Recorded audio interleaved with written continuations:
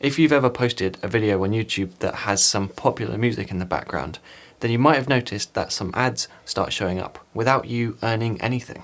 That's usually the way that YouTube's Content ID system works it out with the record labels. They get all of the ad revenue. And outside of YouTube, trying to sell your content into film festivals, it could get a lot uglier if you try and use music that you don't have rights to. We're talking lawsuits, disqualification, etc, etc.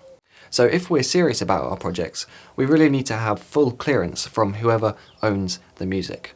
And that means a full official license in writing. Now that's fairly easy to do if you can drop tens of thousands to license that song you heard on the radio or to hire a professional composer, but most of us don't have that kind of money. So what can we do? Well, film scores don't have to be orchestral, so getting in touch with some local musicians could go a really long way. Every town has some upcoming artists and bands, and you could just offer them any small fee you can afford, or to promote their work in any way you can. That's what I did for my last reel. I asked if I could use a track in return for leaving a link to their song in the description. And the same goes for a composer who's looking to build up their portfolio. Just drop them an email or a tweet and start a conversation. Even if you don't have many people watching your work, there will be artists out there who are interested in being part of cool projects.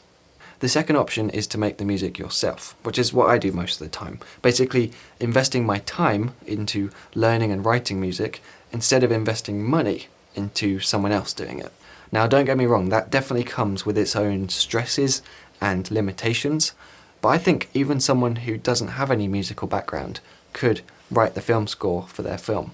It might just be more minimalistic, treated more like an ambience rather than melodies and complex arrangements. But probably the simplest and most diverse option is to go for royalty-free music. Music that's designed to be used in professional projects. Now, some of this music is completely free, like this one you can hear. But let's be honest, a lot of this sounds very stock music. It sounds kind of plasticky, as if it was written as fast as possible, and to be fair, it probably was. But it's free, so it doesn't hurt to spend a couple of hours scrolling through in case you find something that could really work. There's the YouTube audio library, or the ever-popular Incompetech site, which is free so long as you credit where the music came from. The same goes for Creative Commons music on SoundCloud. Definitely worth looking into.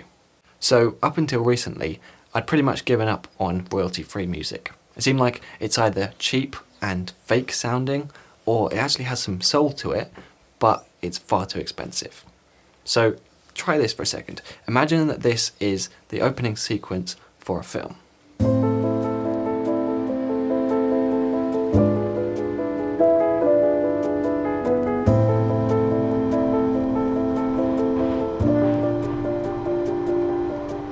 Or imagine a scene in a film with a fancy dinner party, with warm lighting, everyone's chatting and holding champagne glasses. Do you feel that atmosphere?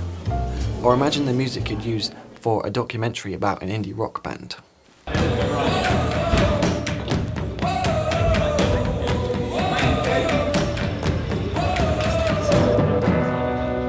All of those tracks came from the royalty-free site MusicVine. And I want to be upfront and clear that they are sponsoring this episode, so feel free to take this with a pinch of salt. But I think that their music doesn't sound like stock music. It sounds like real music.